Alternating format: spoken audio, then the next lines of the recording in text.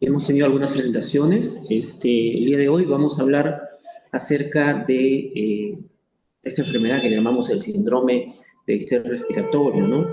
Que normalmente nosotros, eh,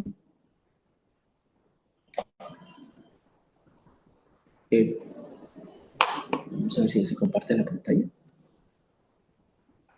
segundito, por favor.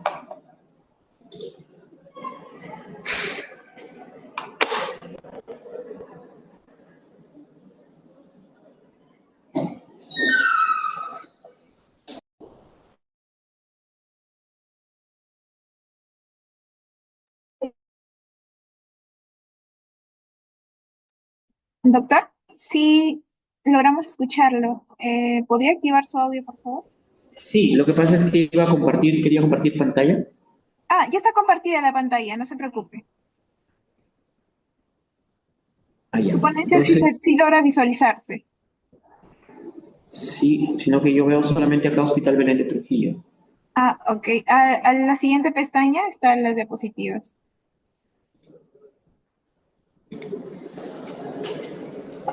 A ver, un Ah, o minutito. sea,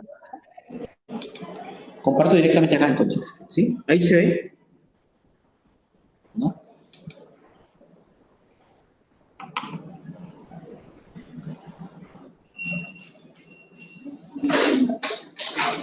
Pero yo no visualizo de pronto.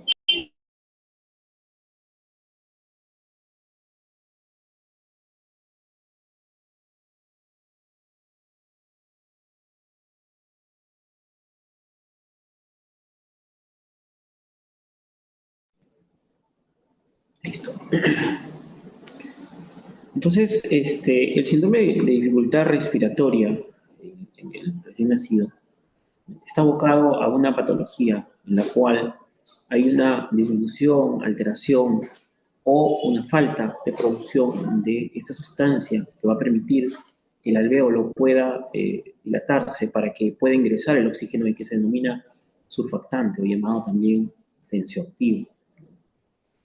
Entonces, eh, esta ausencia o esta falta o esta alteración en la producción de algunas proteínas de esta sustancia va a condicionar problemas, ¿no es cierto?, al momento de que el oxígeno trate de ingresar al alvéolo, un alvéolo que por la falta de esta sustancia va a estar comprimido y por lo tanto no va a permitir el ingreso de aire dentro de esto.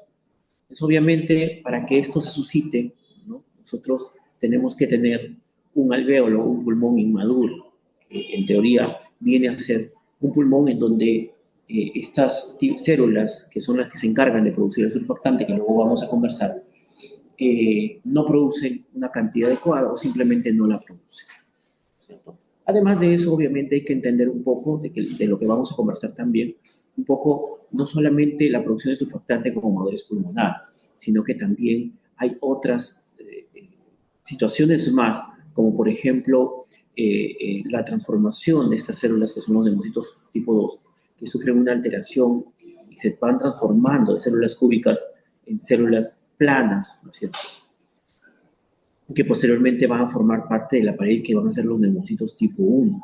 Estos neumocitos tipo 1 que van a permitir el pasaje del aire, ¿no es cierto?, y de la salida del CO2 eh, eh, hacia el exterior, ¿no? Entonces, esta madurez pulmonar va a tener relación también con esto.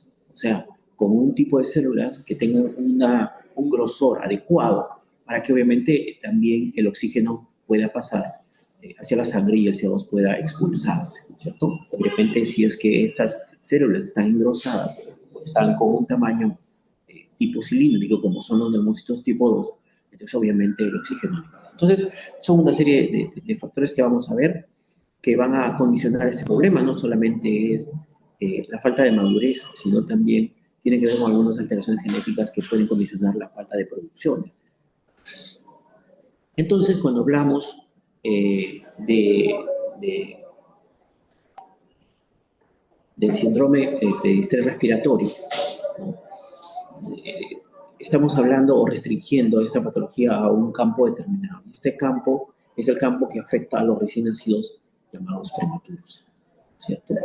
Generalmente entre las 24, ¿cierto?, y 34 semanas. ¿cierto? Los niños de 35, 36 semanas, ¿cierto? Pueden sufrir también alteraciones de este tipo, pero es mucho más infrecuente, ¿no? Debido a que la producción a estas alturas de las semanas es en un volumen más adecuado para que el niño pueda expandir adecuadamente sus alvéolos y pueda respirar adecuadamente, ¿no? Como sabemos también, obviamente, vamos a hablar de niños a partir de las 24 semanas, donde es un tiempo donde ya empieza a haber algún grado de producción, no adecuado, no estamos hablando de que hay producción adecuada, pero algún grado de producción de estas células que son los neumocitos tipo 2 que se van a encargar de producir el sulfato, ¿cierto? Entonces, por eso es que decimos o nos limitamos a un grupo de pacientes que le vamos a llamar recién nacidos prematuros con la edad ya mencionada, o con el rango de la edad ya mencionada, ¿cierto? Un insuficiente surfactante pulmonar, que puede ser no solo por la inmadurez de estas células, sino también, o por la ausencia de estas células, sino también porque de repente no hay una producción, ¿cierto? Por alguna alteración en la producción de las proteínas que conforman los. El otro punto importante a entender es la parte preventiva, que la vamos a ver posteriormente. La parte preventiva es muy importante cuando vamos revisando o tenemos o hablamos del tema o mencionamos el tema de síndrome de dificultad respiratoria recién nacido y nos abocamos a este punto que es la enfermedad llamada enfermedad de membrana hialina, ¿no? Entonces, pensamos que uno de las soluciones simplemente es poderle dar el surfactante, ¿cierto? O sea, aplicar ya los surfactantes sintéticos que nosotros tenemos en el mercado, que contamos también aquí en nuestro hospital. Pero sin embargo, no solamente es eso, sino que el manejo empieza desde antes, ¿cierto? Y ese manejo desde antes empieza con muchas cosas previas, ¿cierto? Y esas cosas previas, dentro de esas cosas previas, lo más importante es tratar de que obviamente los niños nazcan en un tiempo adecuado, no sean prematuros. Entonces, eso implica un manejo aparte. Y además, cuando ya tenemos la posibilidad de que el niño nazca prematuro, el uso de corticoides prenatales, ¿cierto? Y luego, finalmente, el manejo protector pulmonar, basado en la evidencia, ¿cierto? Que tiene que ver con la parte de la oxigenación, ¿cierto? De varias formas que podemos darle a nuestro paciente, que ya lo comentaremos luego, ¿cierto? Y el uso de surfactantes, ¿correcto? Entonces, recapitulando, es una afectación que está en los niños prematuros, ¿cierto? En donde hay una insuficiente cantidad pulmonar, que tiene un manejo preventivo y que tiene un manejo cuando ya el cuadro está instalado, ¿no es cierto? A través de sustancias que contamos, ¿no es cierto? Que son obviamente sintéticas, ¿no es cierto? Y el manejo de la vía aérea a través de diferentes métodos, ¿no? Ya vamos a mencionar las formas y las mejores formas de manejar a estos pacientes para que obviamente no todo acaba ahí, en el tratar de mejorar la parte ventilatoria del paciente o en mejorar la capacidad residual funcional, ¿no?, de nuestro paciente, sino esto tiene que ver básicamente también con que a posteriori nuestro paciente no tenga complicaciones, ¿cierto? Que también ya las mencionaremos. Entonces, entendamos en primer lugar que hay diferentes etapas. Acá no hemos mencionado todas las etapas, ¿cierto? Pero mencionamos parte de las etapas que nosotros tenemos. Tenemos un estadio, en primer lugar, en el crecimiento pulmonar, que se llama estadio pseudoglandular, y que va a empezar aproximadamente entre las 5 a 17 semanas, ¿cierto?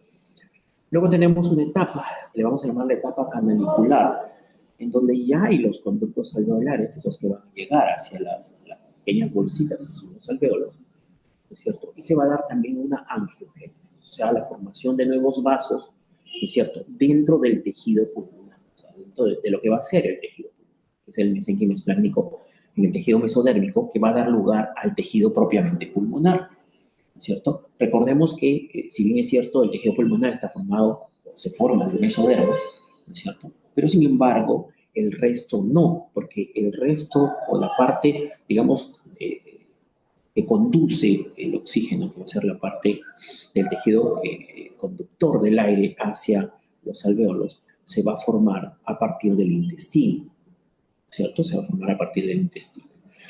Entonces, Y esta angiogénesis que se van dando es importantísima. El primer órgano que sabemos que se forma es el corazón, porque obviamente las necesidades ya de este embrión que ha ido creciendo ya no se suplen a través de la difusión, como se va dando inicialmente, de la difusión de la parte de alimentos para que pueda sobrevivir este embrión, sino que ya tiene que tener otro tipo de llegada de los alimentos. Y esa llegada de los alimentos nos referimos la parte oxigenatoria, la parte de nutrientes que va a recibir, ya no se abastece, entonces empieza a surgir el tubo cardíaco para formar el corazón posteriormente y los vasos, ¿no es cierto?, principales, ¿no es cierto?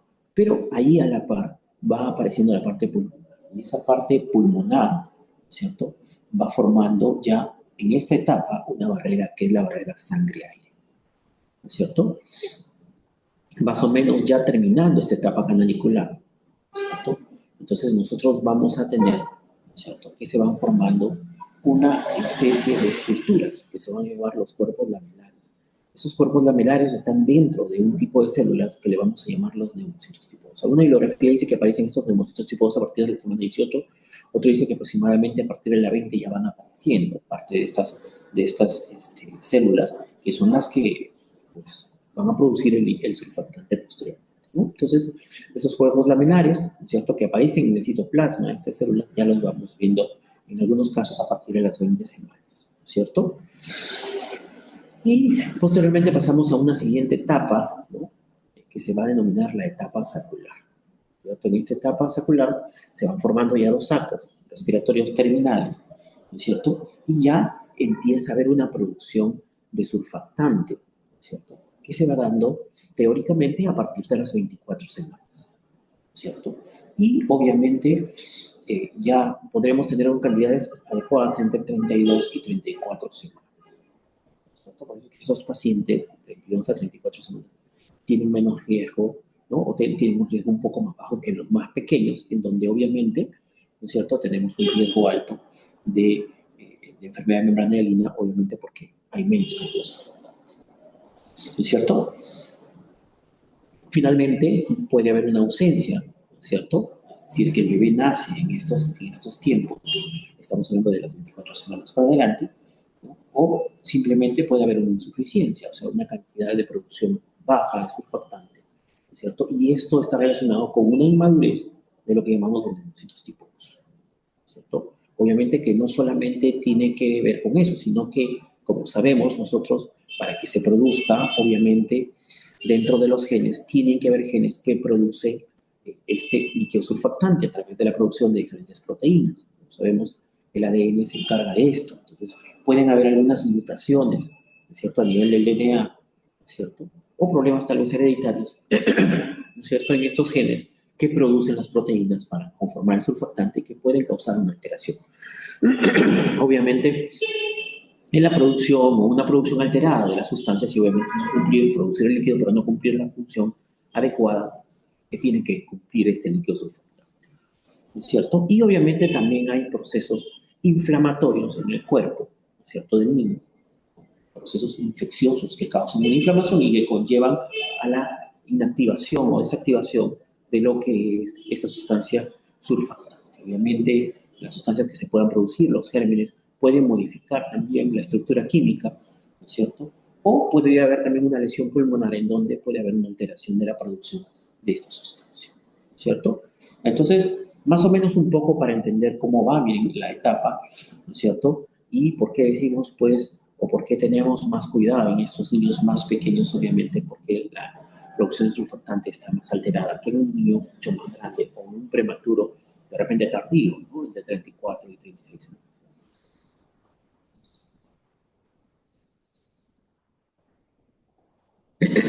Muy bien. Entonces, en estas patologías, nosotros, como en prácticamente en todas las patologías de neonatología o neonatales que nosotros tenemos, tenemos que nosotros estar un pie siempre adelante de la patología. Entonces, esto implica de que nosotros tenemos que ya tomar medidas previamente. O sea, así como nos preparamos para hacer un RCP, ¿no es cierto?, en los pacientes que nos llegan y tenemos todo ya el arsenal de nuestro material, equipamiento y el equipo preparado, el equipo de trabajo preparado, para poder recibir a un bebé, ¿no es cierto? Que muchas veces, incluso sin riesgos, nosotros sabemos que se pueden presentar algunos problemas dentro del parto, ¿no? Así nosotros, en diferentes patologías, tenemos que también estar, ¿no es cierto?, indagando, preguntando, para poder encontrar algunos factores de riesgo que nos pueden ya condicionar estos problemas, ¿no es cierto? Entonces, el factor de riesgo fundamental es la madurez pulmonar. Nosotros sabemos ya de anticipado que cuando nos llega un paciente y va a entrar a una cesárea, de repente se me ocurre una paciente con preeclampsia, ¿no? Y la mamá tiene, o las semanas del bebé, ¿no es cierto?, cumplen con recién de repente 28 semanas, 26 semanas, un bebé prematuro. Entonces ya nos va alertando y nos va diciendo, oye, este niño probablemente va a tener problemas al momento de nacer, ¿no es cierto? Entonces la madurez pulmonar es un punto importante. Ya vimos cómo se va dando la madurez, en qué etapas y en qué semanas más o menos nosotros vamos a tener esos problemas, ¿no es cierto? Entonces, ¿no? A las 24 semanas, como habíamos visto, no hay un número adecuado todavía de neumocitos tipo 2 como para producir una cantidad de surfactante que pueda cubrir todas las expectativas de todos los alvéolos de nuestro pulmón para que no colapse, ¿no es cierto? En primer lugar. Y el otro punto son los factores que puedan afectar, ¿no es cierto?, la maduración de nuestro pulmón.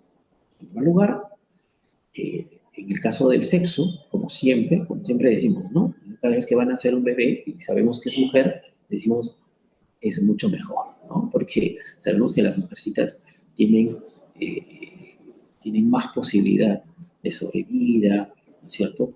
Salen mucho mejor de los cuadros, muchas veces algunas patologías, ¿no es cierto? Entonces, como vemos, uno de los factores es el sexo varón, ¿cierto? La raza de ascendencia africana, ¿no? Como sabemos, tiene menos riesgo de hacer estos problemas, ¿no? La diabetes materna, sobre todo cuando es una diabetes que no está controlada adecuadamente, ¿no es cierto?, va a hacer de que obviamente haya una mayor cantidad de insulina para tratar de contrarrestar este problema, ¿no es cierto? Y va a alterar la producción de las proteínas dentro de su cuerpo, ¿cierto? Entonces la diabetes materna también es un factor de riesgo fuerte para que nosotros tengamos un bebé con mayor posibilidad de tener síndrome dificultades. ¿No es cierto? Lo otro es la mutación de las proteínas a nivel de surfactantes, sobre todo la proteína B, la proteína ABCA3, ¿no es cierto? Y la proteína C, ¿cierto? Sobre todo en aquellos pacientes que tienen algún grado de enfermedad pulmonar intersticial. Esos pacientes a veces, pues ya de antemano le vamos colocando a veces el surfactante, pero luego vamos viendo de que fácilmente estos bebés no mejoran, o sea, mejoran con el surfactante, pero posteriormente nuevamente recaen en un problema en donde no tienen la cantidad de surfactante adecuada o simplemente tienen una producción de surfactante, ¿cierto?, baja, o simplemente producen surfactante pero con alteración a nivel de las proteínas. Entonces no cumple la función adecuada y por lo tanto estos pacientes tienen tendencia también a complicarse, ¿no es cierto? Y luego el trabajo de parto, obviamente, prematuro, ¿cierto? Es un factor de riesgo y que sabemos nosotros en el cual va a haber, si es que hay algún grado de estrés, este estrés, como usted sabe, hace o aumenta la producción de glucocorticoides. Y en este caso, sería un factor de riesgo, sino por lo tanto afectaría la maduración, pero de manera adecuada, ¿no es cierto? Porque va a mejorar la maduración pulmonar, ¿cierto?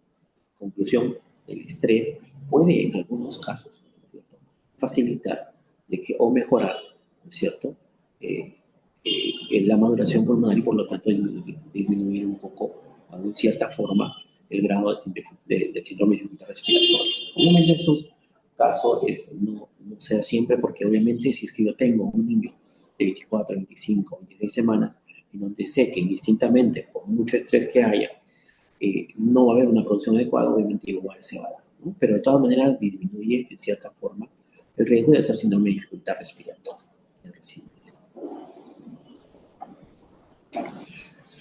Luego tenemos algunas pruebas que se hacen, normalmente no todas las tenemos acá en este hospital, pero vale la pena mencionarlas, ¿no es cierto? Y hay algunas pruebas para determinar si hay deficiencia de surfactante.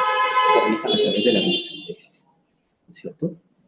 También la ecografía nos ayuda mucho porque va a haber algunos pacientes, ¿cierto?, con hernia diafragmática congénita, con cardiopatías congénitas, por todo que pueden condicionar algunos problemas a nivel pulmonar, ¿cierto? Sobre todo, el crecimiento inadecuado. En una hernia diafragmática, en donde tenemos que dentro de la cavidad torácica tenemos diferentes órganos que se han introducido por esta hernia, entonces obviamente no va a permitir un crecimiento adecuado del pulmón, ¿cierto? La prueba de lecitina, ¿cierto?, en donde deberíamos ver una cantidad más abundante de esta, ¿cierto? Y esta va a generar, o nos va a orientar acerca de una dependencia del desarrollo en síndrome de dificultad respiratoria, o sea, a nivel del pulmón, ¿no? Pero básicamente nosotros lo que vemos ahí o catalogamos es el coeficiente lecitina espinoide, ¿no? Si esta relación, ¿no es cierto?, es mayor de 2, obviamente el riesgo disminuye de que este niño pueda tener algún grado de síndrome de dificultad respiratoria. Y obviamente lo otro es la observación de los cuerpos lamelares, ¿no es cierto?, que como habíamos mencionado se encuentran en el citoplasma de los neumocitos tipo 2 y son los que se van a encargar de almacenar, ¿cierto?, el surfactante, ¿cierto? Cuando vemos mayor de 50.000 el número de cuerpos lamelares, ¿cierto? Y esto lo dividimos en la cantidad de líquido amniótico, indica que hay una madurez pulmonar adecuada, ¿cierto? Muy bien. Y entramos ya en la parte, digamos, preventiva, ¿no? Porque lo único que podemos hacer acá, ¿cierto?, en la parte preventiva, es tratar, lo primero es tratar de que no haya partos prematuros, ¿cierto? Entonces surge un sinnúmero de evidencias, ¿no?, que nosotros lo encontramos en algunas guías, ¿no es cierto? Y es, en primer lugar, la prevención de embarazos adolescentes, ¿no es cierto? Eso pues, es un tema, ¿no?, cierto, conocido. El espaciamiento adecuado de los embarazos para que esto no condicione de que haya un trabajo de parto prematuro. Obviamente, si yo tengo una cesárea y es que tiene un periodo intergenésico muy corto, entonces definitivamente el parto se puede producir antes del tiempo, ¿cierto? La prevención de las cesáreas innecesarias, ¿cierto?, que realmente esto ha venido a más muchas veces porque vemos que cada vez está incrementando, ¿cierto? Y lo vemos no solamente en la parte de lo que concierne a el trabajo dentro de los hospitales, sino muchas veces en la parte privada, vemos que eso también se ha incrementado, ¿no? El cribado precoz de la preeclampsia, ¿no es cierto? Existen métodos en la parte ginecobstétrica para poder determinar si es que la paciente tiene un riesgo. Existe un sinnúmero de tratamientos, de formas como tratar de prevenir esto, ¿cierto? Especialmente algunas sustancias como por ejemplo la aspirina, que está demostrado, ¿cierto?, que puede condicionar una disminución en el riesgo de preeclampsia, ¿no? Y la transferencia de un solo embrión cuando se utiliza fecundación in vitro, ¿cierto? Obviamente, el hecho de, en estas condiciones in vitro, de tener 2 o más bebés, obviamente va a condicionar el riesgo de que puedan nacer un bebé prematuro, ¿no?, definitivamente. Entonces, eso es en la parte prenatal, ¿no es cierto? Otro de los problemas que tenemos es la determinación de un cuello uterino corto, ¿cierto? Esto obviamente los ginecólogos lo hacen a través del cuello uterino, obviamente con la experiencia de vida, Entonces encontramos pues, que mujeres embarazadas asintomáticas con riesgo de parto prematuro espontáneo, ya sea debido a un parto prematuro previo o donde se ha identificado un cuello uterino cortado, el uso de progesterona se asocia con una tasa reducida de parto prematuro y una menor mortalidad perinatal. Entonces, este cuello corto obviamente va a condicionar de que obviamente puede haber un parto pretérmino, ¿cierto? Y existen tratamientos preventivos como el uso de progesterona para estos pacientes, ¿cierto? Existe también estudios acerca del suplemento o la suplementación con ácidos grasos de cadena larga, ¿cierto?, omega 3, ¿no? pero que en algunos casos se ha encontrado que puede condicionar que a veces puede haber bebés macrosómicos, ¿no? La macrosomía está asociada con este tipo de sustancias, pero también hay estudios que avalan el hecho para que el bebé o se reduzca de alguna forma el riesgo de parto prematuro. Y lo otro, bueno, de manera extremada ya el cerclaje cervical. El cerclaje.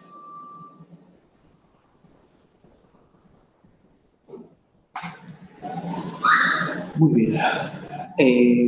También tenemos en cuenta, o debemos tener en cuenta, que el uso de antibióticos en la ruptura prematura de membranas también podría retrasar, ¿cierto?, el parto prematuro y, obviamente, reducir esta patología que es el síndrome fetal respiratorio recién nacido. El uso de sulfato de magnesio, ¿cierto?, que hay documentación acerca del uso de sulfato de magnesio que normalmente los ginecólogos lo utilizan en la parte de lo que es la hipertensión del embarazo, las eclampsias severas. Entonces, pero también puede utilizarse, ¿cierto?, en el parto prematuro inmediatamente antes de las 32 semanas, ¿no? Entonces, eso también es un punto importante. Es un punto importante que nosotros debemos tener en cuenta en el manejo ginecológico de las gestantes en la parte preventiva, ¿no es cierto? Muy bien. Entonces, además de eso, ya entramos ya en la parte del manejo en sí. Y obviamente dentro del manejo pero preventivo, ¿cierto? Y encontramos pues el uso de los glucocorticoides. Y estos están demostrados, ¿cierto?, que van a aumentar la maduración pulmonar, ¿cierto? Van a aumentar la maduración pulmonar. Entonces, estos corticoides están indicados aproximadamente entre las 24 y 34 semanas. ¿Sí? Hemos visto que a veces se utilizan en las 35 o 36 semanas, pero realmente la evidencia nos dice que el uso debe darse entre las 24 y 34 semanas. ¿Cierto? Entonces, y obviamente eso va a permitir no solamente el manejo dentro de la parte hospitalaria, ¿no?, sino de repente el paciente, estando ya la paciente en un establecimiento que está alejándose del hospital, nos va a ayudar mucho para que el paciente, al momento de ser derivada, que ya recibe glucocorticoides, pues ya va recibiendo alguna dosis y va favoreciendo ya la maduración pulmonar, incluso antes de llegar al hospital de nivel 3, ¿no?, que es lo que tenemos aquí en La Libertad, en Trujillo, ¿no? Entonces, eso es un punto importante. Entonces, el corticoide no solamente va a ayudar en la parte de la producción del surfactante propiamente, sino que acordémonos pues que esos alvéolos tienen unas paredes inicialmente engrosadas, ¿cierto? Y va a favorecer a que estas paredes se adelgacen, obviamente, para que pueda darse de manera adecuada el intercambio de oxígeno con el CO2, ¿cierto?, a nivel de la membrana alveolo-capilar, ¿cierto?, en el alveolo, ¿cierto? ¿Cuál es la indicación? 2 dosis de betametasona, ¿no?, de 12 miligramos al día, o bien 4 dosis de hexametasona de 6 miligramos, ¿cierto? Hay que, hay que tener en cuenta también algunas cosas, ¿cierto? Entonces, y que, como sabemos, ese uso de corticoides puede en algún momento también, ¿cierto?, repetirse la dosis pasado 1 o 2 semanas después que se haya colocado esta dosis, ¿cierto?, como un refuerzo. En algunos casos, hay algunos estudios donde mencionan en que el tratamiento con corticoides en segunda dosis a veces puede ocasionar algunos problemas o está relacionado con algunos cuadros de hemorragia cerebral, ¿no?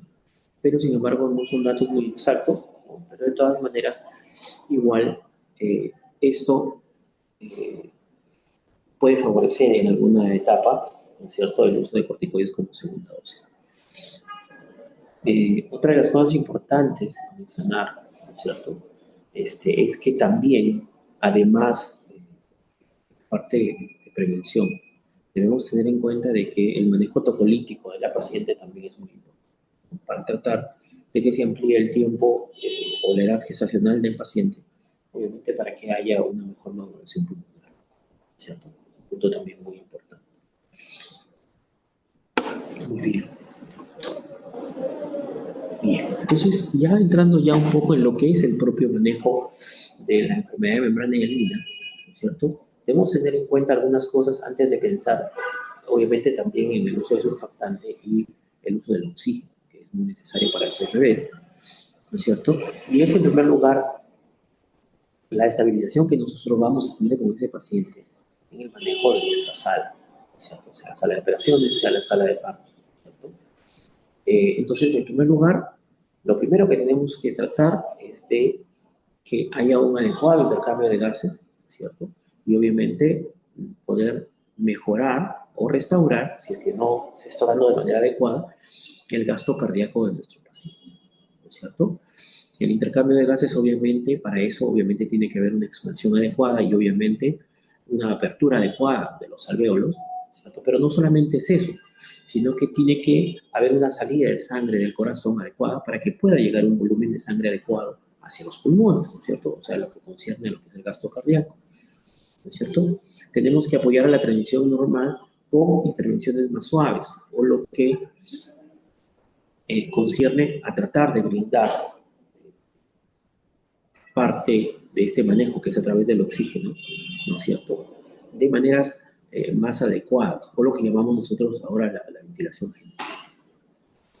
Tratar de realizar un clampaje tardío del cordón umbilical, ¿no es cierto? Y el manejo, que ya lo vamos a mencionar luego, de envolturas, o sea, estamos refiriendo a las bolsas, como lo vemos en el gráfico o en la foto que tenemos en la parte superior derecha, perdón, izquierda, ¿no es cierto? En donde vemos el manejo de estos pacientes que son pacientes prematuros, que tienen menos de 32 semanas, ¿no? El uso de bolsa, el uso del gorro, ¿no es cierto? Es un punto muy importante, ¿cierto? Entonces, en primer lugar, este clampaje, ¿cierto? Este clampaje está demostrado, ¿cierto? Con diversos estudios, ¿no? Que es muy importante, ¿cierto? Para que el niño pueda tener un volumen de sangre adecuado. Pero no solamente eso, ¿no es cierto? Sino que hay estudios, ¿cierto? Como lo de Fogarty, que menciona de que hay una reducción tanto, no solamente en ese sentido, sino que va a haber una reducción de la mortalidad hospitalaria, ¿no es cierto? Con el pensamiento tardío del coma. Hay diferentes estudios donde hablan incluso de muchas más cosas acerca de este pensamiento, en donde debe ser hasta 3 minutos. Luego hay estudios que vemos, por ejemplo, en las guías europeas, ¿cierto? Y que vemos también en las guías de RCP, en las guías americanas, donde vemos, pues, de que sugieren, pues, un pensamiento en un tiempo distinto, ¿no? O sea, un tiempo menor de 30 a 60 segundos. Obviamente, porque se ha encontrado que hay un nivel de aumento de ictericia, policitema en algunos bebés, ¿no es cierto? Sin embargo, esto no le quita, ¿no es cierto?, el hecho de que el pensamiento tardío vaya a reducir la mortalidad hospitalaria, ¿no? Entonces, es muy importante tenerlo en cuenta. Entonces, en la medida en que nuestro bebé, ¿no es cierto?, nosotros podamos mejorar, ¿no es cierto?, con, con los pasos iniciales, ¿no es cierto?, que lo podamos hacer sobre la mamá, con el cordón, sin haberlo pensado, es muy importante. Acordémonos, pues, que básicamente un porcentaje muy bajo, el 2%, 3%, van a requerir, pues, maniobras de reanimación. Pero el resto, obviamente, sabemos que un 85% de los niños va a llorar espontáneamente, van a ser vigorosos, y que luego un 10% recién van a salir con una estimulación, ¿no es cierto? Con un secado adecuado, ¿no es cierto? Con una aspiración de secreciones, posicionamiento de cabeza, o sea, lo que son pasos iniciales. Entonces, definitivamente, no todos nuestros bebés van a requerir, ¿no es cierto?, tener que hacer un clampaje inmediato, ¿no es cierto? Entonces, ese clampaje tardío es muy importante, ¿no es cierto? Entonces,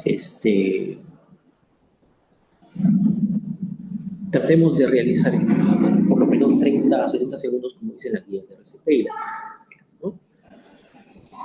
Bien, el otro punto importante, ¿no es cierto?, es la parte del oxígeno, ¿no es cierto? Y ya las guías son claras sobre el uso del oxígeno, ¿no es cierto? cierto? Si nosotros recurrimos o nos vamos a las guías, sobre todo las guías, la Academia Americana de Neurología, pues nos habla que en niños de 36 semanas a más deberíamos tratar de mantener una oxigenación o iniciar por lo menos la oxigenación con 21% de oxígeno, ¿no es cierto? En nuestro mezclador. Y cuando son niños, ¿no es cierto?, de 35 semanas a menos, tenemos la posibilidad o tenemos el rango de empezar entre 21 y 30%, ¿no es cierto?, de oxígeno, ¿no es cierto? Muy bien. El otro punto importante que también es bueno mencionarlo es acerca de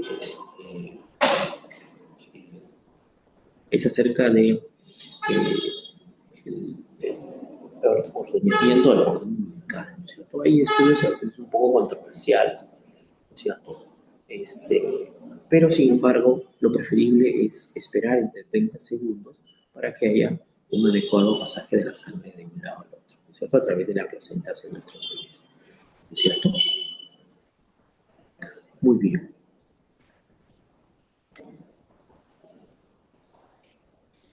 Entonces entramos en la parte que es de manera inicial importante, ¿no?, para nuestro bebé. Y ese manejo inicial que nosotros tenemos en nuestros bebés es el uso del oxígeno. Como sabemos, nuestros bebés muchas veces, si bien es cierto, si nacen vigorosos o si nacen con esfuerzo respiratorio, probablemente y rápidamente, al no tener este surfactante, obviamente van a empezar con un problema que es la dificultad respiratoria propiamente, ¿no es cierto? Van a empezar con el tiraje costal, intercostal, ¿no es cierto?, la disociación, ¿no es cierto?, con un Silverman, en otras palabras, con un valor alto, ¿no es cierto? Entonces, esta dificultad respiratoria que van a ir presentando y que probablemente se va a ir incrementando en el transcurso de los minutos, ¿no es cierto?, nos conlleva a entender de que obviamente nuestro bebé no está ingresando oxígeno adecuadamente.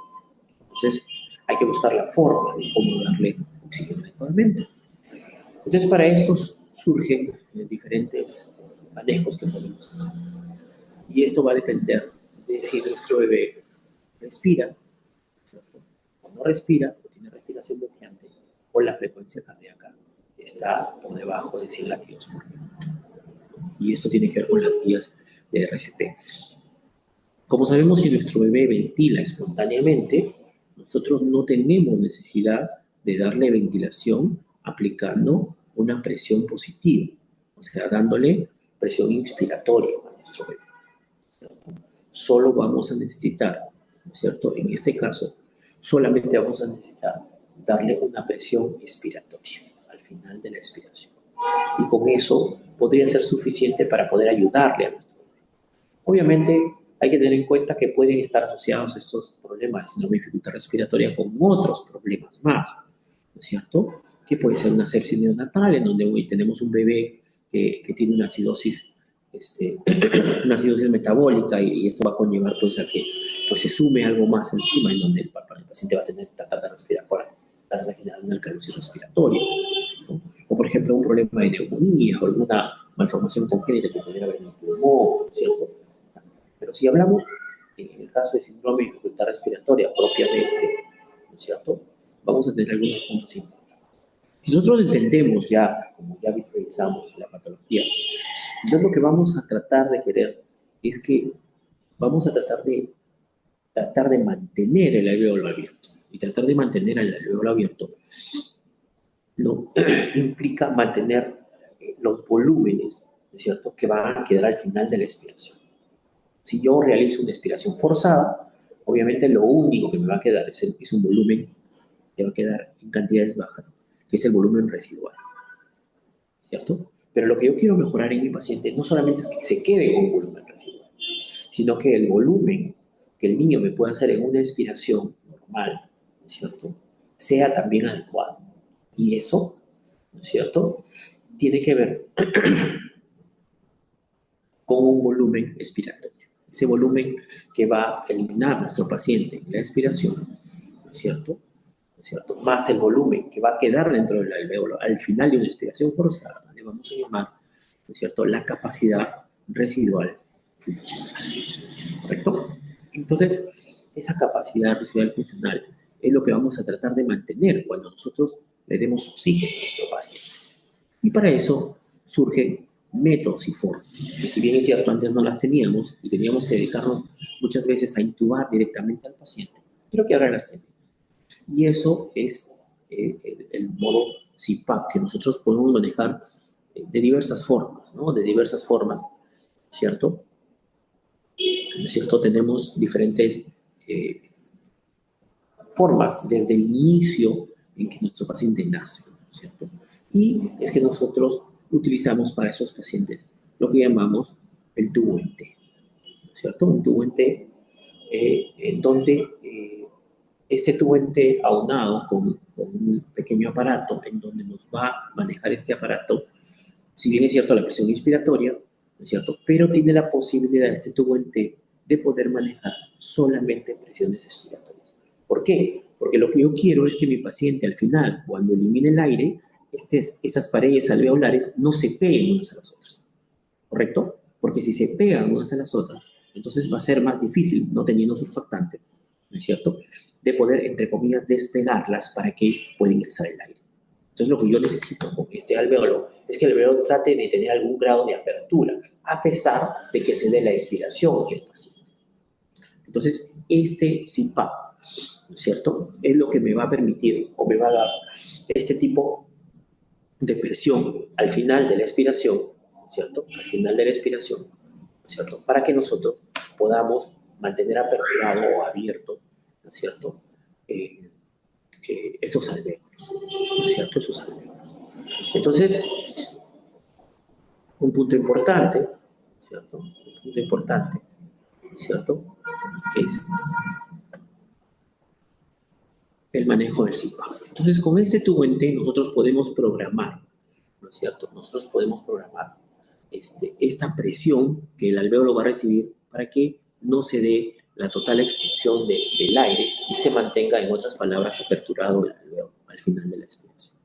Entonces, eso es lo que busca el CPAP, mantener, ¿no es cierto?, una capacidad residual funcional adecuada. Obviamente, esto no lo podemos hacer en pacientes que no ventilan espontáneamente, ¿no es cierto? Porque sabemos que este método que nosotros vamos a utilizar, o esta forma de nosotros darle el oxígeno al paciente, ¿no es cierto?, es cuando un paciente respira espontáneamente.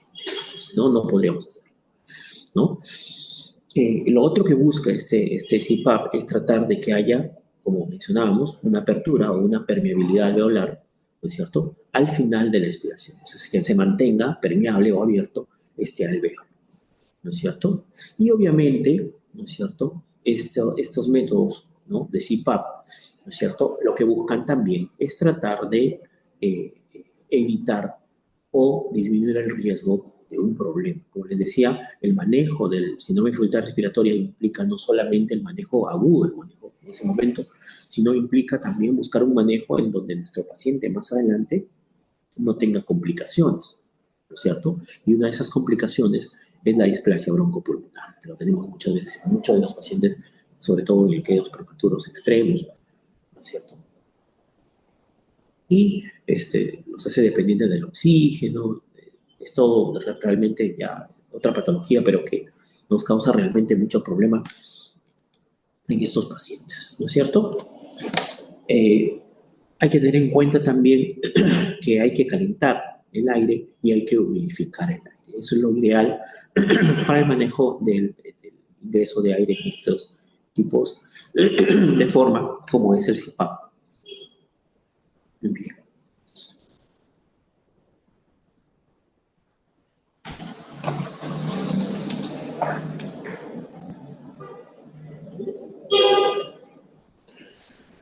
Bien, pero además nosotros de tener esos pacientes en los cuales nosotros podamos manejar este método que es el CPAP, ¿cierto? Que obviamente inicialmente lo manejamos de repente con un tubo en T, pero que posteriormente, ¿cierto?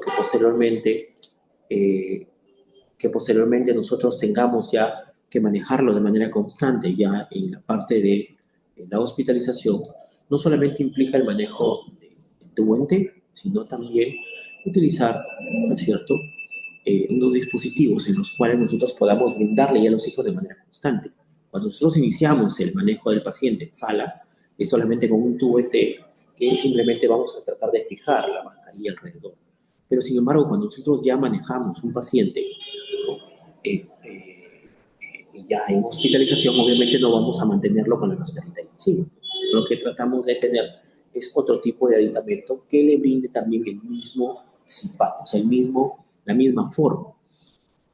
Y esto lo hacemos a través del CPAP que le llamamos CPAP burbuja, que está unido a un frasco, ¿no es cierto?, de agua, en donde va a tener la posibilidad de expulsión del aire, pero no el ingreso, ¿no es cierto? Este tipo de sistemas no brindan presión inspiratoria. Por eso es que decimos que, obviamente, el paciente tiene que ventilar espontáneamente, ¿no es cierto? Ventilar espontáneamente, ¿no?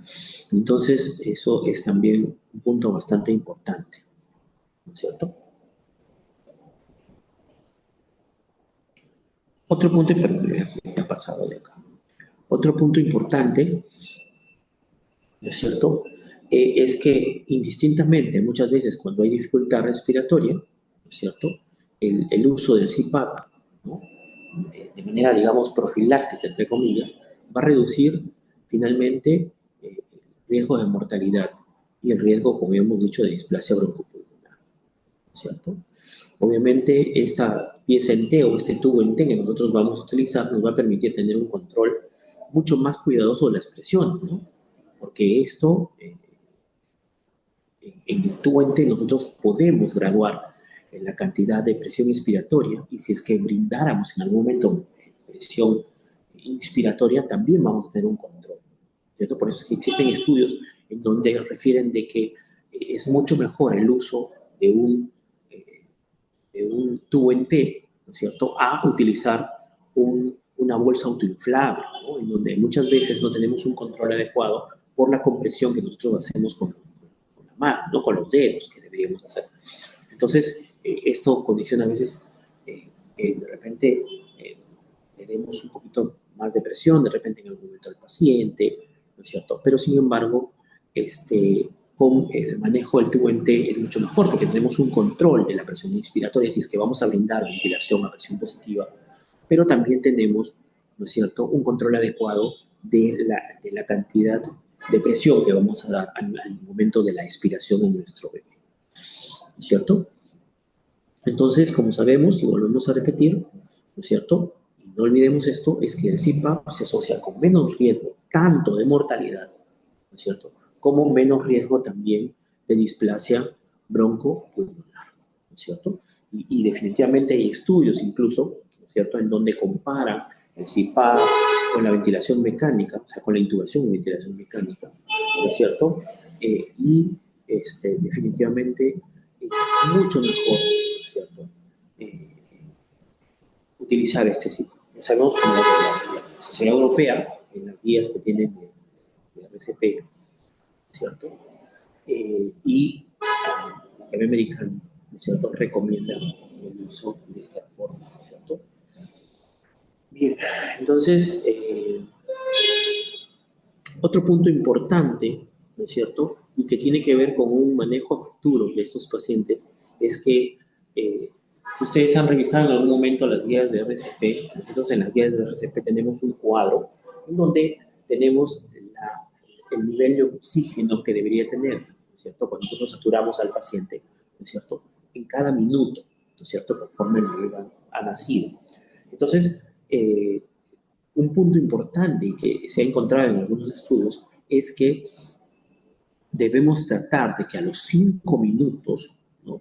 Obviamente tenemos pues algunos que al minuto que ser entre 165 a los minutos 9, pero un punto importante, ¿no es cierto?, a los 5 minutos, ¿cierto?, y que se ha encontrado en los pacientes es que definitivamente, ¿no es cierto?, tiene o debemos tener una saturación entre 80 y 85%, o sea, no menos de 80% en estos pacientes, sobre todo en aquellos pacientes menores de 32 semanas, ¿no es cierto?, en donde hay una evolución mucho mejor, ¿cierto?, una evolución mucho mejor en estos pacientes que han podido tener una saturación de oxígeno entre 80 y 85, ¿no es cierto?, y no menos en aquellos menores de 32 semanas, ¿no es cierto?, que reciben el oxígeno a través del CPAP. ¿cierto? Entonces, un punto importante es tratar de mantener eso. Si bien es cierto, sabemos, ¿no? Al minuto cuando tiene que ser, a los minutos cuando tiene que ser. Pero el manejo entre 80 y 85%, ¿no? A los 5 minutos es muy, muy importante, en donde hay mucha mejoría en el caso del paciente con síndrome de dificultad respiratoria, ¿no es cierto? Que logramos esos niveles a los 5 minutos, sobre todo en menores de 32 semanas, ¿no es cierto?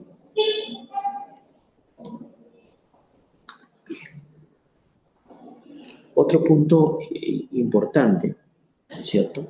Es que estos pacientes, ¿no es cierto? Que no llegan a controlar, ¿no? Que no llegan a controlar esta saturación de oxígeno, ¿no es cierto? O sea, que la saturación de oxígeno está menos de 80% a los 5 minutos. Hay estudios que nos muestran datos en los que aumenta o puede aumentar la mortalidad. Entonces, este punto es muy importante, ¿no? Entonces, va a aumentar el riesgo de mortalidad, pero no solamente de mortalidad propiamente, sino que han encontrado estudios en donde también se asocia con el riesgo de hemorragia intraventricular. Ya conocemos las guías, sabemos el minuto de oro, sabemos todas esas cosas, ¿no? Pero un punto también a reparar es que tratemos de que cuando nuestro paciente llegue a los 5 minutos, pues su saturación sea más de 80 y se maneje entre 80 y 85%. ¿No?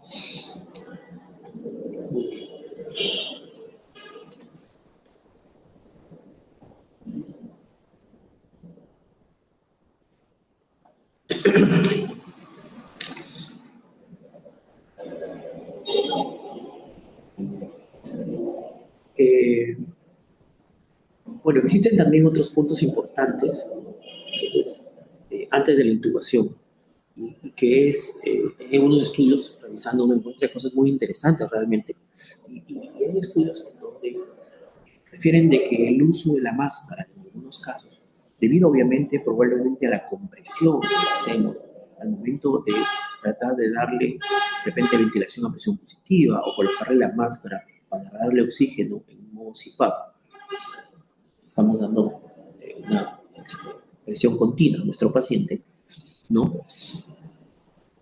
Puede haber algún grado de compresión y esto condiciona de que hay algunos estudios en donde utilizan algunos tubos nasales para poder dar este modo CPAP, ¿no es cierto? En algunos pacientes. Entonces, eso es importante porque dice que se presenta en los pacientes al momento de comprimir demasiado de pronto el, eh, eh, el reflejo trigémino cardíaco, un término muy, muy interesante, en donde puede haber alguna alteración a nivel del latido cardíaco y esto puede condicionar en el paciente bradicardia y disminución, obviamente, de la respiración en nuestro paciente. Entonces, son estudios no tan antiguos, de hace 2 años, 3 años, en donde nos hablan acerca del uso de tubos nasales para poder manejar al paciente, ¿cierto? Y no tener que utilizar la mascarita o la máscara para nosotros dar, o sea, la ventilación a presión positiva, si es que el paciente lo amerita, ¿cierto? O darle simplemente presión expiratoria, ¿cierto? Al final de la expiración a través del CPAP, ¿cierto?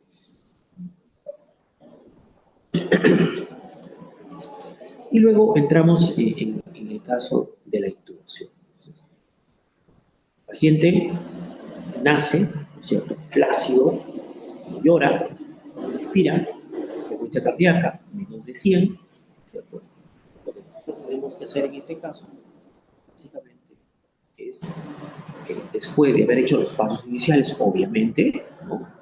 Pasamos ya a darle ventilación a presión positiva. Algunos de los pacientes con ventilación a presión positiva aún así no van a morir. Entonces tenemos que proceder a realizar la intubación del paciente, ¿no es cierto? Entonces esta intubación la vamos a hacer en pacientes que tienen apnea, ¿no es cierto? O que están bradicárnicos con una frecuencia cardíaca menos de 100, o que también el tercer punto, ¿no es cierto? Que es el paciente con el gaspio, ¿no es cierto? O respiración boqueante, ¿no es cierto?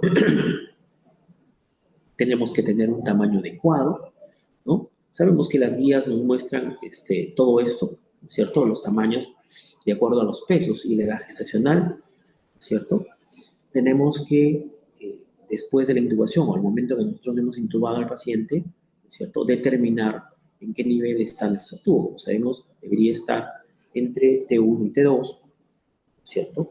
T1 y T2, ¿no es cierto?, el tubo. Pero ese rato no disponemos de una radiografía, ¿no es cierto? No podemos detectarlo rápidamente, pero sí hay otras formas, como, en primer lugar, la auscultación para determinar si el pasaje del aire en ambos pulmones es similar, ¿cierto? Salvo ya algunas patologías que hemos mencionado, de repente una atelectasia, de repente un neumotórax, de repente una neumonía, ¿no es cierto?, que nos pueda condicionar pues, que la auscultación, el pasaje de aire esté disminuido de un lado o del otro. Pero la auscultación nos va a ayudar mucho para poder determinar si el pasaje es adecuado y no hemos introducido de repente el tubo de tal suerte que al final sea dirigido hacia el pulmón derecho, ¿cierto?, que es lo más común, obviamente por el grosor y la inclinación que tiene este bronquio, ¿no? Y lo otro que se utiliza, nosotros aquí en el hospital no tenemos eso, pero es el detector de CO2 colorimétrico, ¿no?, en donde vemos que cambia, ¿no es cierto? La inspiración tiene un color y cuando se expulsa el CO2 en la inspiración, ¿no es cierto?, el color de esta etiqueta que tiene el colorímetro cambia, ¿no es cierto? Lo otro importante es que hay que tratar siempre, cuando nosotros brindemos ya la ventilación a estos bebés, tratar de tener un volumen corriente adecuado, ¿no? Un volumen corriente adecuado, 4 o 5, ¿no es cierto?, mililitros por kilo sería interesante poder tratar de mantener en estos pacientes, ¿no es cierto? Y obviamente entramos ya en gastos en lo que se refiere a lo que es la administración temprana del surfactante, ¿no es cierto? Siempre a veces creemos o tenemos la idea de que el surfactante hay que administrarlo después de una radiografía, pero no siempre es así, ¿cierto? Si es un paciente prematuro, ¿cierto?, más aún prematuro extremo, ¿cierto?, y tenemos la alta sospecha de que el paciente está haciendo una enfermedad membrana, ¿cierto? Entonces, podemos utilizar la administración de surfactante sin necesidad de tener una placa. Muy bien.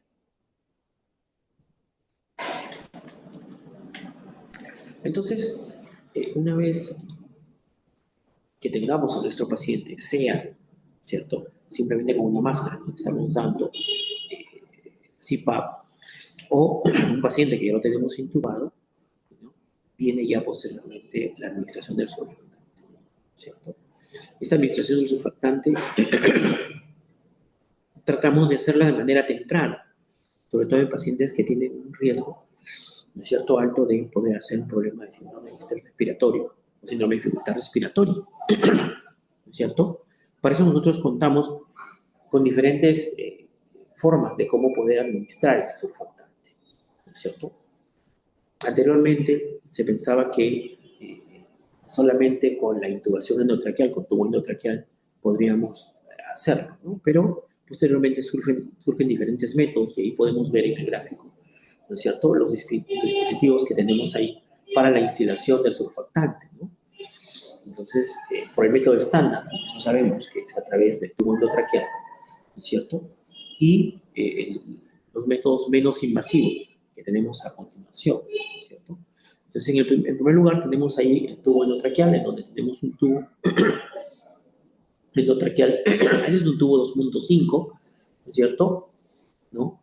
Y tiene un catéter pequeño, ¿no es cierto?, para poder introducir el surfactante dentro de esto. Nosotros no lo hacemos así acá. Cuando nosotros tenemos al paciente y está intubado y tenemos que colocar el surfactante, introducimos un pequeño tubo delgado, ¿cierto?, que generalmente puede ser una sonda orogástrica o de alimentación.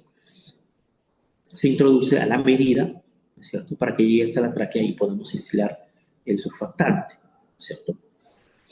El siguiente es un catéter que tenemos ahí de succión blanda de 5 French, ¿no es cierto?, un catéter pequeñito, ¿no es cierto?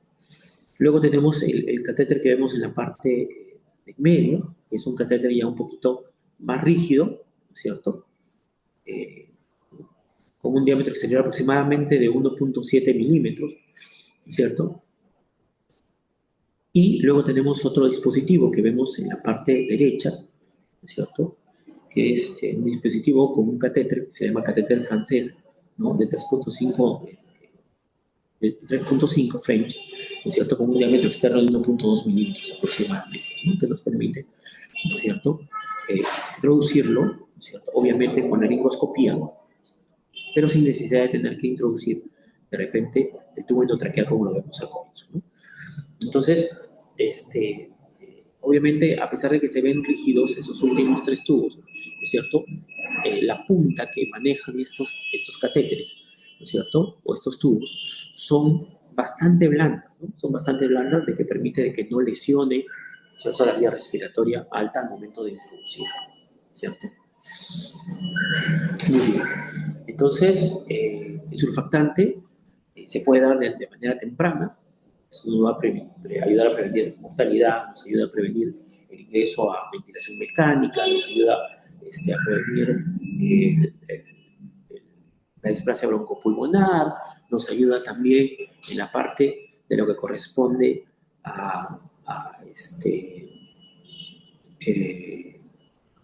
los problemas que se complican, como es la salida del escape de aire o el síndrome de escape de aire a nivel del pulmón, ¿cierto? Y obviamente que esto puede ocasionar algunos problemas más severos en el paciente, sobre todo problemas de tórax, ¿no? Sabemos que síndrome de pulmón, en donde ya hay rotura de los alveolos, se va acumulando el aire en alguna zona, ¿no? Y lo vemos a veces en los neumotórax, ¿no? Vemos zonas ya oscuras en el pulmón, en donde finalmente terminan en un neumotórax. Y eso se da por el escape de aire a nivel de los alveolos.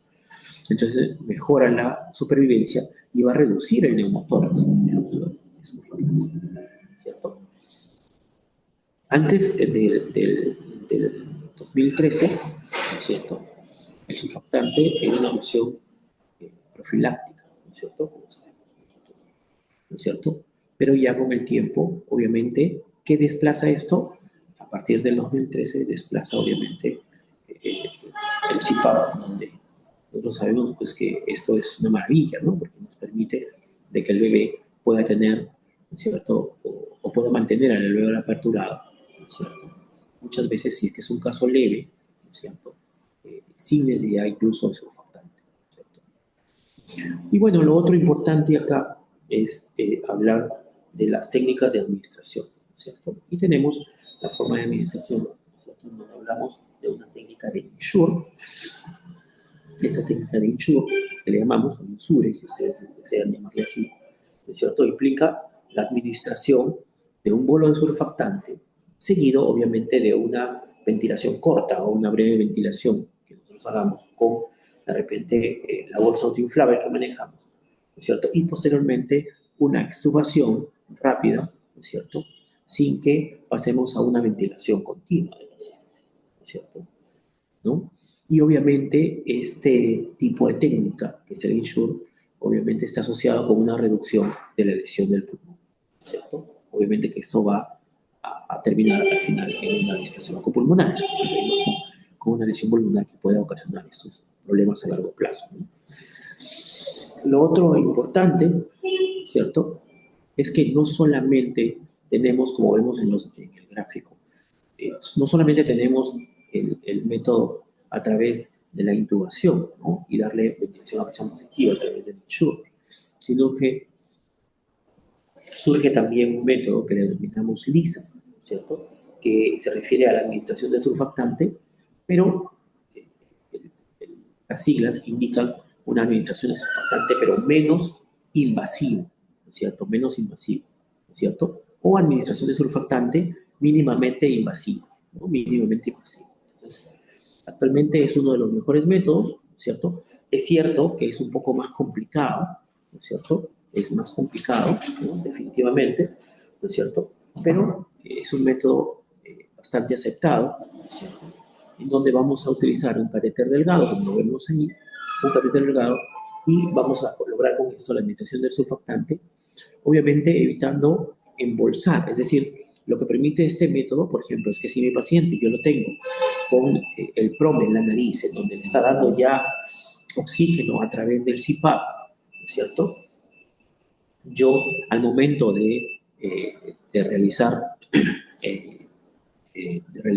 la colocación de este catéter, como es un catéter bastante delgado, no sella, ¿cierto? No sella la vía respiratoria alta, entonces permite que el paciente siga ventilando espontáneamente. Entonces, yo lo tengo con un CPAP del paciente, ¿no es cierto? Coloco mi laringoscopio, ¿no es cierto? Ingreso y el paciente sigue ventilando espontáneamente a través del CPAP mientras yo coloco.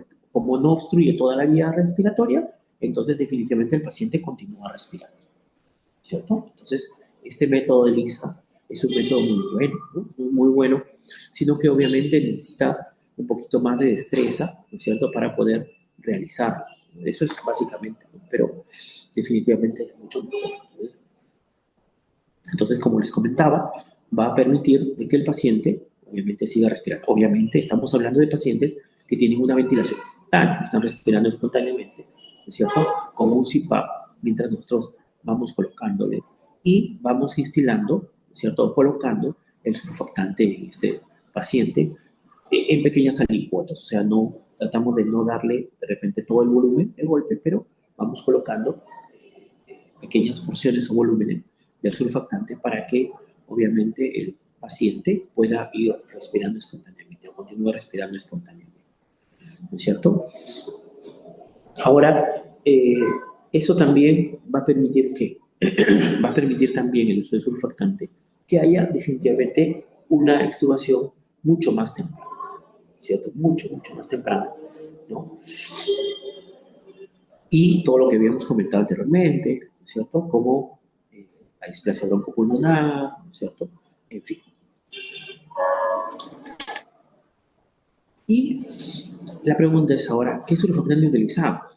Entonces, en el mercado existen diferentes tipos de surfactantes. Nosotros aquí en el hospital solo, bueno, contamos actualmente con uno de ellos, pues, pero generalmente tenemos dos de estos, ¿no? El, el Veractam, ¿cierto? ¿Cierto? Y el Poractam, ¿no es cierto? Que sin conflicto de intereses, por si acaso los vamos a mencionar. Uno se llama Survanta y el otro es el Corosur. En Europa tienen los tres, ¿cierto? Manejan los tres, el Veractam, el Boactam y el Paractam, ¿cierto? Como sabemos, estos son surfactantes sintéticos, ¿cierto?, obtenidos, ¿cierto? En el caso del Veractam, perdón, en el caso del Poractam, ¿no es cierto?, del porcino, ¿no es cierto?, del chanchito. Entonces, ahora la pregunta es cuál utilizar, ¿no es cierto? Entonces, sí hay estudios acerca de esto, en donde hay estudios comparativos entre los diferentes surfactantes, pero hay un estudio interesante en donde habla de manera comparativa entre el Boactam y el Poractam. Y es que se dice de que nosotros cuando tenemos o contamos con el Poractam, lo ideal es utilizar dosis altas para que de esta forma nosotros podamos, ¿cierto? De esta forma nosotros podamos eh, eh, utilizar, ¿no es cierto?, solamente en una dosis el surfactante, ¿cierto? Y eso sí está demostrado, ¿no? Está demostrado, ¿no es cierto? Entonces, existen ensayos, ¿cierto?, comparativos, donde muestran una eficacia similar entre los tensioactivos, cuando se utilizan en dosis similares, ¿no es cierto? Sin embargo, ¿no? Sin embargo, cuando nosotros tenemos, ¿no es cierto?, o vamos a evaluar, ¿no es cierto?, o vamos a subir la dosis en la evaluación o en la comparación de estos surfactantes y subimos a dosis más alta el Poractam, ¿no es cierto?, es decir, a dosis de 200 miligramos por kilo, que es aproximadamente 1.5 a 2.5 mililitros por kilo, ¿no? En el paciente encontramos una mayor supervivencia, ¿no es cierto? Entonces, esto obviamente condiciona de que lo ideal sea utilizar este tipo de surfactante, ¿no es cierto? Además que obviamente el volumen que utilizamos con este tipo de surfactante, que es el Poractam, ¿no es cierto?, es mucho menor en comparación con el volumen que utilizamos con los otros tipos de surfactantes, ¿no? Entonces, por donde lo veamos, ¿no es cierto?, definitivamente es mucho mejor utilizar este tipo de surfactante.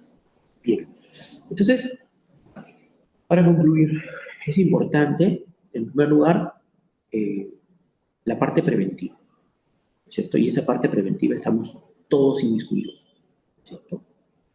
El manejo de infecciones, ¿no? El manejo de pacientes en donde podamos evitar todos los riesgos, ¿cierto? Para que obviamente no nazca un niño prematuro, ¿cierto? Son muy importantes. El segundo punto es el uso de los medicamentos o de lo que podamos utilizar para que nuestro bebé, si es que van a ser prematuros, tenga menos riesgo de hacer el síndrome de dificultad respiratoria, y que es el uso de corticoides, ¿cierto? En los niños prematuros, entre 24 y 34 semanas, ¿correcto? Entre 24 y 34 semanas. El siguiente punto, ¿no es cierto?, es cuando ya tenemos a nuestro paciente, ¿cierto? En primer lugar, debemos manejar las guías adecuadamente de RCP, ¿no? Como decía, son 3 puntos en el manejo de guías, ¿no? ¿Cierto? En primer lugar, tener una guía. En segundo lugar, conocer la guía. Y el tercer punto es manejar la guía adecuadamente, o sea, saber, doctor, lo reanimé al paciente, excelente, muy bien, estuvo en paro y lo saqué del paro. ¿En cuánto tiempo? En 18 minutos. Bueno, de repente el bebé no cumplía con la posibilidad de sacarlo más rápidamente, ¿no? Pero de repente no lo hicimos de manera eficaz y oportuna. Eso es un punto muy importante, la eficacia y la oportunidad que tenemos de aplicar el RCP, y eso va a depender obviamente de qué tan capacitados estemos en un RCP neonatal. Porque el RCP, si ustedes han leído las guías, pues empieza desde antes que nuestro bebé nazca, desde tener un equipo adecuado, un material y equipamiento adecuado, de haber revisado todo ese material y tenerlo adecuadamente. De no solamente eso, sino también de tener un equipo preparado para poder hacer el RCP, ¿cierto? Y como saben, RCP, la guía RCP, no implica directamente tener que intubar a un paciente, no implica directamente tener que dar BPP a un paciente, ¿cierto? Sino implica también pasos iniciales, que vamos a tratar de aplicar en nuestros pacientes para que no lleguen finalmente a poder tener que utilizar o finalmente terminar en un ventilador mecánico, ¿no? O de repente nosotros darle un oxígeno que de repente el paciente no lo requiere, o darle una ventilación con presión positiva que de repente no la requiere, ¿correcto? Entonces, eso. El segundo punto es, si es que yo ya voy a recibir a mi paciente, obviamente la utilización del oxígeno de manera adecuada. O sea, la vía que yo voy a utilizar para darle oxígeno, ¿no es cierto? O la forma, perdón, como yo voy a utilizar, ¿no es cierto? Debe ser la más adecuada. La más adecuada, definitivamente, es utilizar oxígeno, ¿cierto? O sea, una presión positiva continua de la vía aérea, ¿cierto? Y esto lo podemos lograr o conseguir a través de los tubos en T y posteriormente a través de un CPAP burbuja o a través del manejo de un CPAP a través de un ventilador mecánico, ¿no?, que es la ventilación no invasiva, ¿correcto? Entonces, eso implica iniciar, de repente, si es que nuestro paciente, ojo, el doctor Capistrano dijo que empecemos con tubo en T, así que empecemos con tubo en T. No, pues hay criterios también. Si el paciente ventila espontáneamente, correcto, empecemos con tubo en T. Obviamente no voy a aplicar esta forma si el paciente no ventila espontáneamente. O sea, volvemos al RCP, ¿no es cierto? Apnea, ¿no es cierto? Criterio para empezar, ventilación presión positiva, frecuencia cardíaca menos de 100 o respiración boqueante o gaspio, ¿cierto? Y luego, si es que nuestro paciente responde adecuadamente, excelente, pasa a un CPAP, de repente ya en hospitalización, a través de, ¿no es cierto?, de un PROM, ¿no? Es una especie de tubos pequeños que ingresan en la nariz y que nos van a permitir mantener una ventilación en nuestro bebé, pero con una presión o manteniendo una presión inspiratoria que la podemos regular. 5 a 6 centímetros, ¿no es cierto?, de agua. La presión inspiratoria es un manejo adecuado para nosotros empezar con esos pacientes. Y lo otro, ¿no es cierto?, si es que ya requiere intubación de nuestro paciente. Si es que no requiere, mantenerlo en CPAP y colocarle el surfactante. Si vemos que hay una dificultad respiratoria en nuestro paciente, instilarle el surfactante a pesar de no tener una placa. Obviamente hay que buscar otras patologías que no estén asociadas a otro tipo de problema de repente congénito que no nos permita utilizar de repente el surfactante. Pero de por sí, el surfactante de manera temprana nos va a ayudar a prevenir problemas respiratorios severos a largo plazo e incluso mortalidad. Entonces tenemos que, de todas maneras, ¿no es cierto?, ver la posibilidad, mucho más teniendo en cuenta si es un prematuro de repente extremo, ¿no es cierto? Entonces, la aplicación del surfactante y la forma como lo vamos a aplicar. Si es que tenemos la destreza, ¿cierto? ¿Cierto? Si tenemos la destreza, aplicamos lisa, ¿cierto? O sea, una intubación, en donde una colocación del surfactante a través de un tubo más delgado que le permite al paciente ir respirando adecuadamente a través de un CPAP, ¿no es cierto? Pero si es que no tenemos esa habilidad o la destreza para poder hacerlo, pues el método Ensure está bien. Introducimos el tubo endotraqueal, ¿no es cierto? Colocamos el surfactante y retiramos, ¿no es cierto?, para que continúe el paciente, si es que tiene ventilación espontánea, continúe con su ventilación a través de la presión positiva de la vía aérea, ¿no es cierto?, que es el CPAP, ¿no es cierto? Muy bien, eso para concluir, el tiempo creo que se nos ha agotado un poco, pero igual ahí tienen mi correo, lo tienen el correo, cualquier duda o cualquier pregunta que ustedes tuvieran para hacer, ¿no es cierto?, para poder absolverlos o de repente ayudarles, si es que ustedes necesitan algo también de bibliografía, ¿cierto? Este tema es un tema amplísimo y continúa en estudio, ¿no? Continúa en estudio porque hay estudios incluso que no son concluyentes y entonces referencian a otros estudios que continúan todavía en el momento, ¿no? Tanto en el uso del surfactante, en el uso del CIPA, en el uso de los métodos de instilación del surfactante, ¿no?, para ver qué trae mejoras. Incluso en pacientes para ver a largo plazo si es que hay alguna, digamos, repercusión, ¿no es cierto?, en los pacientes, ¿no es cierto?, eh, eh, sobre el uso de surfactantes, sobre el uso del oxígeno en estos pacientes, ¿no? De verdad, muchísimas gracias. No sé, Sí, Loida. doctor, muchísimas gracias por la ponencia del día de hoy. Muchas gracias por a todos los participantes también por la presencia de cada uno de ustedes. Vamos a dar inicio, doctor, a algunas preguntas. Vamos a dar respuesta a algunas preguntas que nos puedan hacer nuestros participantes. Vamos a darle también unos minutitos en lo que nos realizan las preguntas. Si nos pudiera dar una conclusión final con respecto a la ponencia del día de hoy, doctor. Bueno, como ustedes verán, pues lo que hemos comentado finalmente, ¿no? O sea, eh, síndrome de dificultad respiratoria, ¿cierto? No solamente tiene que ver con un recién nacido que nace, valga la redundancia, prematuro, ¿no?, sino que tiene que ver con la parte de prevención. La parte de prevención está, así no tengamos de repente todos los recursos para poder tener en un ventilador mecánico, para poder tener en un CPAP burbuja o un CPAP con ventilación no invasiva a nuestro bebé.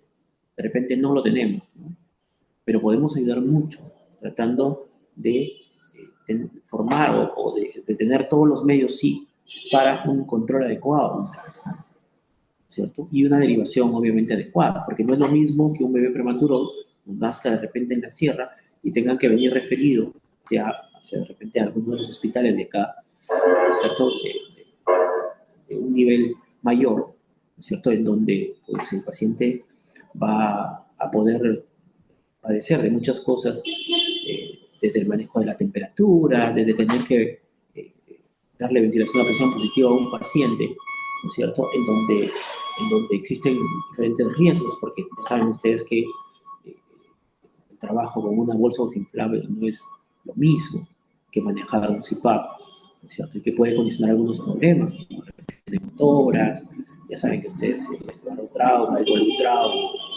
y la lesión por oxígeno existe en el pulmón, ¿no?, y que va a condicionar otros problemas a posteriori. Pero en la prevención hay un punto muy importante, muy, muy importante, ¿no es cierto?, que se pueden manejar a pesar de que no tengamos de repente todas las armas que tenemos en un hospital nivel 3, ¿no? Es muy básico realmente, ¿no? Y luego lo otro que ya pues, lo realizamos nosotros dentro del hospital, pero que ustedes ya pueden empezar de repente con el manejo, de repente, o solicitar de repente si no tienen, de repente no tienen estos requerimientos, y utilizar los tubos en T, ¿no?, para empezar a manejar a nuestros pacientes y no de frente utilizar de repente la bolsa autoinflable. Ya está demostrado que el tubo en T va mucho mejor, ¿no es cierto?, en el manejo de ese pulmón en nuestros pacientes, ¿no? Tiene tanta presión de repente en algún momento y hay un mejor control de las presiones expiratorias que nosotros queremos lograr con este método de CPAP que manejamos. Y si es que vamos a dar la ventilación a presión positiva, también, ¿cierto? El tubo en T es mucho mejor porque nosotros tenemos esta pequeña caja en donde vamos a tener el manejo de las presiones expiratorias sin necesidad, ¿no es cierto?, de simplemente al momento de darle con los dedos o con la mano en la bolsita inflable, poder llegar a presiones de repente muy altas, que no solamente lesionan el pulmón, ¿no es cierto?, para condicionar después una displasia pulmonar, sino lesionan el pulmón pues mucho más severamente, que pueden ocasionar incluso la muerte del bebé como es un neumotórax, ¿no? Muy bien, doctor. Muchísimas gracias nuevamente, doctor Luis Capristán, por la ponencia del día de hoy. Ha sido un gusto tenerlo con nosotros. Igualmente agradecer a nuestros participantes en vista de que ya no hay preguntas con respecto a la ponencia, quedado muy claro.